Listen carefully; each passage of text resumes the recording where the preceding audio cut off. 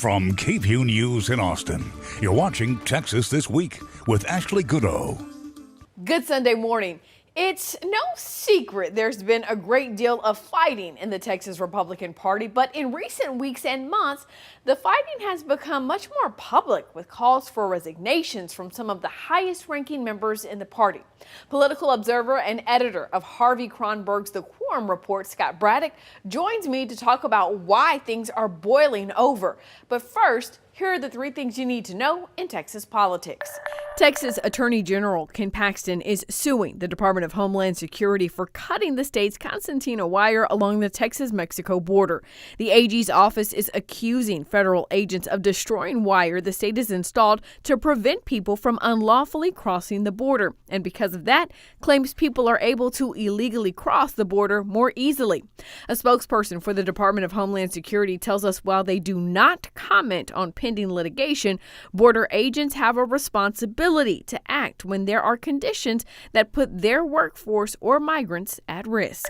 Former President Donald Trump is coming to Texas. He's set to host a fundraiser in Dallas on Wednesday. Then on Thursday, he's headed to Houston for another fundraiser and to deliver remarks.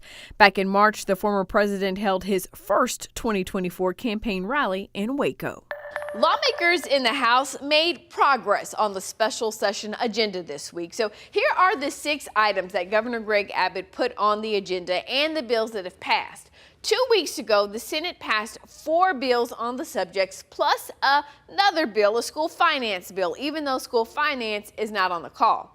This week, the House passed 4 bills as well. Now, the members amended Senate Bill 7, which is the ban on private employer COVID vaccine mandate. So it has to head back to the Senate before it can go to the governor.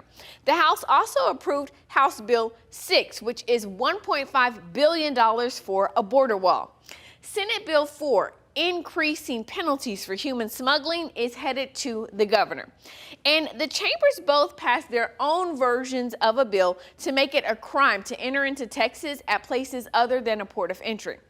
Tensions were already running high in the House on Wednesday as lawmakers debated HB 4. There were 46 amendments filed, and Representative Cody Harris filed a motion to prevent additional amendments from being added. That's when sparks started to fly. Y'all don't understand y'all do hurts our community.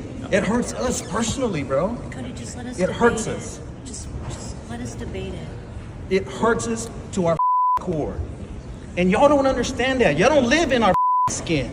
That's Houston Rep. Armando Wally. The majority of the amendments to the bill failed. House Bill 4 is now in the hands of the Texas Senate.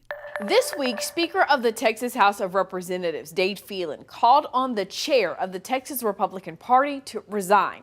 It comes as several Republicans, local GOP chapters, and the lieutenant governor are calling on Phelan to resign. Plus, there has been backlash for the impeachment of Attorney General Ken Paxton, shakeups in the leadership of an ultra-conservative political action committee, and demands to donate so-called dirty campaign money. Scott Braddock, editor of Harvey Kronberg's The Quorum report, joined me to talk about what's happening with the Texas GOP.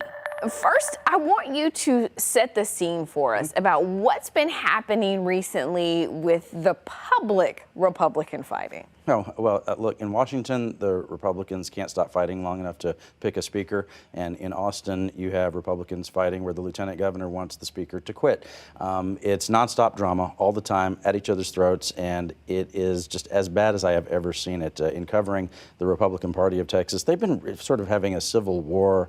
It's been simmering in their little, outbreaks of fighting here and there for at least about 15 years, but this is as intense as it's ever been. And initially things seemed good, and they've just really taken a turn. It's kind of been under the radar, the sort of simmering feud between Patrick and Phelan, and I would say that when Strauss and Patrick were the presiding officers of the House and Senate respectively, they would at least call each other on the phone and talk.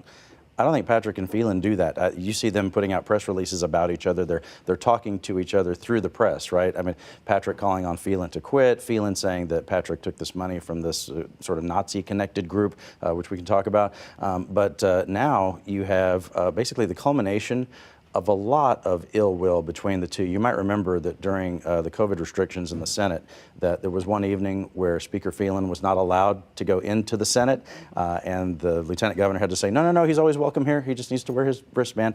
And then you might remember that when they were debating the elections bill that year, that at one point, it looked like at the behest of Dan Patrick that former President Trump came out and said, Phelan should either quit or he should get a primary opponent that Trump was going to campaign for, supposedly.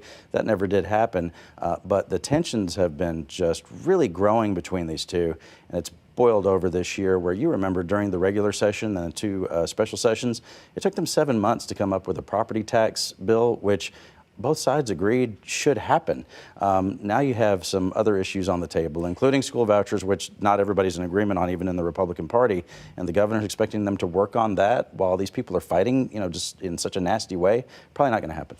I don't ever remember the speaker and the lieutenant governor calling on each other to resign, calling on each other to quit. I don't ever remember the speaker lashing out at the lieutenant governor in such a way to say that the $3 million that you took from this group, Defend Texas Liberty PAC, that they not only tainted the Paxton impeachment trial, that was the speaker's argument, but he also is now saying that that $3 million, amounts to taking money from people connected to neo-Nazis, which, again, the speaker came out and said, hey, that's not my problem. Dan Patrick needs to deal with that.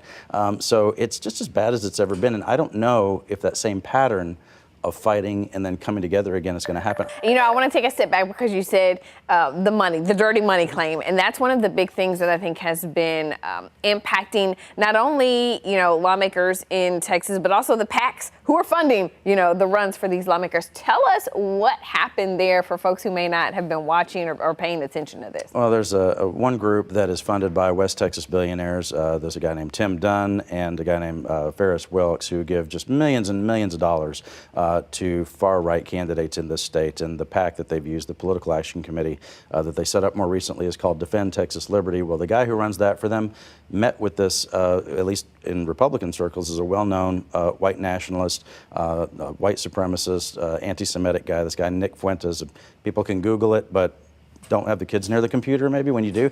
I mean, it's nasty stuff. And again, not unknown to Republicans. It was about a year ago, you might remember, that Nick Fuentes and the artist formerly known as Kanye, does he still go by Ye now? Is that, or is it back to Kanye? Anyway, they had this guy with Kanye had dinner at Mar-a-Lago with Donald Trump, and at that time, the Senate Majority Leader in Washington, Mitch McConnell, said a version of what Speaker Phelan here in Texas just said recently, which is no one should meet with these people. These people are terrible. It should be a pretty easy one in politics to say Nazis are bad, and you shouldn't have conversations with them or be affiliated with them. But look, the speaker here, Phelan, comes out and says, look, Patrick, who took that money, which, number one, as the speaker suggested, makes him just corrupt, and he said a version of that in front of a Republican group in Jefferson County, where he's from. It not only makes him corrupt, but also it taints the office of the lieutenant governor and his campaign. So he should give it to charity. Well, what did Patrick do? Instead of giving it to charity, he invested in Israeli government bonds, which I've seen a lot of people online criticizing him and saying, well, that's not a donation to anything. That's making an investment. That's almost like war profiteering. He's giving money to the Israeli government now while there's a war in the Middle East when those bonds are really cheap, and he'll cash them out later at a profit. So I don't think the speaker's folks are going to let him off the hook about it. We do want to take a moment to note the Defend Texas Liberty PAC did get rid of the former lawmaker who was the president, who did meet with Nick Fuentes. We should point that out. And I point that out also because those two names you mentioned, those two billionaires, are the ones who are really, really adamant about school vouchers and school vouchers passing in Texas. And they have a lot of influence. So what is the governor saying about all this? Nothing. I don't think that he said anything to y'all. He basically does interviews on what I would call friendly media, maybe Fox News Channel or Newsmax or OANN or some of the conservative radio talk shows around the state. And he likes to appear in venues where he's not going to be asked about this, and instead he can talk about the border. It seems like for Republicans, especially in the last 20 years in Texas, it's turned into sort of, they'll like me saying this, it's a safe space for for Republicans. It's an issue they can always run to because it's the thing that inflames their voters the most. And if you look at the polling on that, when you ask GOP voters in Texas, what's the most important thing to you? It's always the border and immigration, and nothing else comes close. Not school vouchers, not gun rights, not LGBTQ issues, any of this stuff. It's always the border and immigration, and that's the only thing that he's going to want to talk about. And it's almost as if the governor is detached from reality on all this stuff. You have the lieutenant governor and the speaker at each other's throats, and Abbott is there trying to ask them to do something that the legislature's never really seriously even considered doing before. He's pouring all his political capital into that school choice issue, and I'm not sure that that's going to pay off. It doesn't look like it will this year. It is certainly worth noting, since our interview with Braddock, reports have surfaced that the leader of another political group in Texas has ties to that same white supremacist. The Texas Tribune is reporting the founder and president of the group Texans for Strong Borders is also a prominent leader within Fuentes' organization. Now, Texans for Strong Borders has been active at the Capitol advocating for border bills during this special session. Now, we will continue to follow this story for you. That's Texas This Week.